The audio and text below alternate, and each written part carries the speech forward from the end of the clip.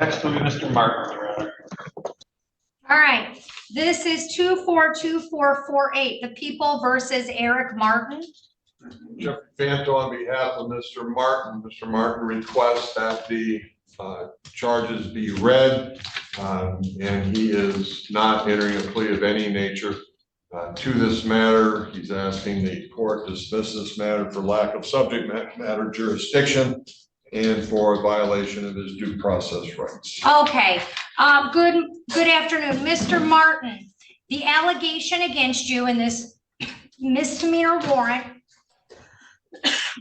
it alleges on October 5th of 2024 at the address of 9074 Clifford Street in the city of Taylor, Michigan, that the complaining witness has filed a sworn complaint in this court stating that on the date and location described, the defendant, contrary to law, count 1, domestic violence, did make an assault or an assault and battery upon Kurt Joseph Martin, a resident or former resident of his household, contrary to MCL 750.81, parent 2.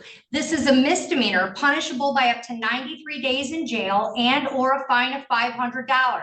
A consecutive sentence may be imposed under MCL 750506A if the assault was committed in a place of confinement.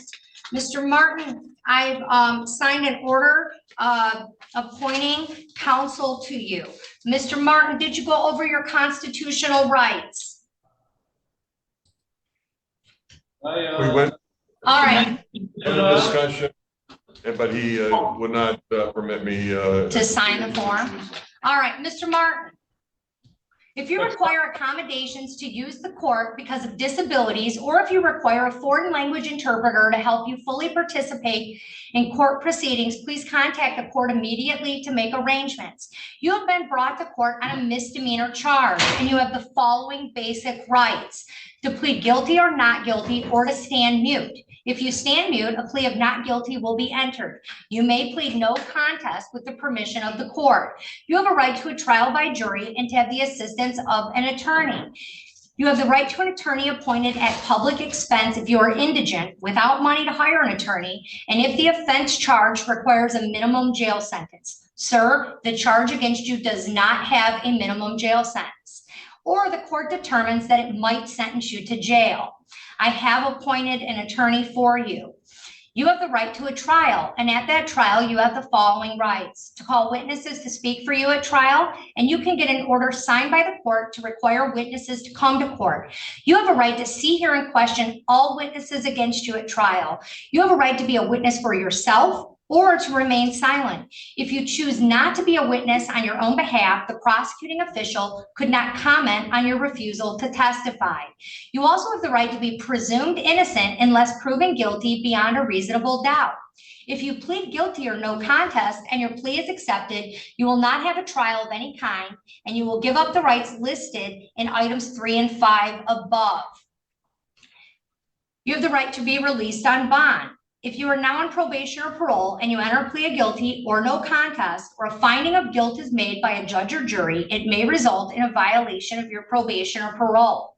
You can be sentenced to fines and jail plus costs. The court will tell you on the record the name of the offense, which I've done, the mandatory minimum jail, there is none, and if any, and the maximum possible penalty for the offense, which I have done.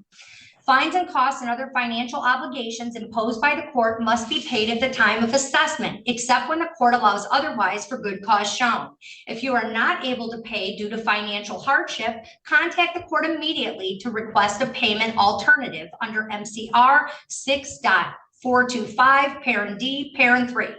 An appeal to circuit court may be taken within 21 days from the date of sentence, or as permitted pursuant to MCR 6.625, parent B. If the sentence includes incarceration and you wish to file an appeal but are financially unable to retain a lawyer, the court will appoint a lawyer to represent you on appeal if the request for a lawyer is made within 14 days of the date of sentencing. Federal law and or state law may prohibit you from possessing or purchasing ammunition or a firearm, including a rifle, pistol, or revolver, if you are convicted of a misdemeanor crime crime of violence and you are a current or former spouse, parent, or guardian of the victim. You share a child in common with the victim. You are or were cohabitating with the victim as a spouse, parent, or guardian, or you are or were involved with the victim in another similar relationship. The court does have subject matter jurisdiction in this case, so that request is denied. Did I cover everything, Mr. Fanto? Yes, sir. And since your client is selecting, Mr. Martin is selecting to remain silent, I will enter a plea of not guilty on his behalf. His bond is to be set at, I see he has, at least the jail records are indicating he has a $25,000 hold out of Brighton. That's actually, it's NSP Brighton, but it's, the jurisdiction is Ypsilanti. It's a driving while license suspended. I can only guess that that's a typo. There's no felony attached to it. It's not like a driving while license suspended with injury or anything of that nature. I have to believe that's a typo. All right, well, the jail will call MSP Brighton and they'll clear that up, but sir, I'm going to give you a personal bond. Mr. Martin, I'm sorry. I said that is an illegal warrant. I was at jury selection on this day when Earl Washington says. All right, one second, Mr. Martin, you have a listen to me. I'm trying to protect your rights, sir. You have a constitutional right to remain silent. I don't know anything about that case, and I don't want you to make any statements on the record that might affect your rights. Because anything you say in here can be used against you. What I got to say. Okay. I wish to exercise my First Amendment right, freedom of speech, and to self-defend myself for these charges you guys are making fraudulent presumptions of. First of all, the warrant's not legitimate. Not legal, it's not lawful. I was there at the jury trial. If you guys look into that, you'll see it's fact. And just because I didn't say I was a legal fiction corporate entity defendant named Eric Martin, which I'm not, I'm a living man, one of the sovereign people.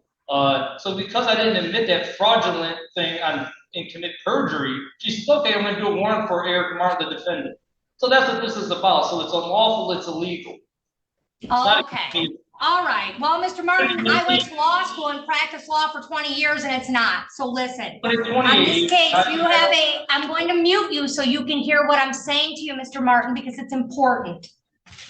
You have a $2,500 personal bond. You are to appear in court as directed. You're not to leave the state without permission of the court. You're not to commit any new crimes while released. You're to immediately notify the court of change of address or phone number. You can have no contact with Kurt Martin while this case is pending. You cannot purchase or consume alcohol or illegal drugs, and you cannot possess or have access to firearms. We will send you a notice of your next court date, sir, to you in the mail. And Brighton, I don't know if they'll come and get you or not, but that's for them to decide. But I'm letting you know those are your bond conditions today. Judge, he may need an officer assist from. Can I see that one more time? I'm sorry. Thanks. All right. You have one time allowed to visit the premises to obtain your personal belongings accompanied by a police officer on one occasion, sir. But if the complaining witness in this case, Kurt Martin, lives at that house on Clifford, you cannot return to 9 Clifford while this case is pending. And you do have an exception. You are allowed one visit to the premises to obtain your personal belongings but you must be accompanied by a police officer. Thank you. Thank you.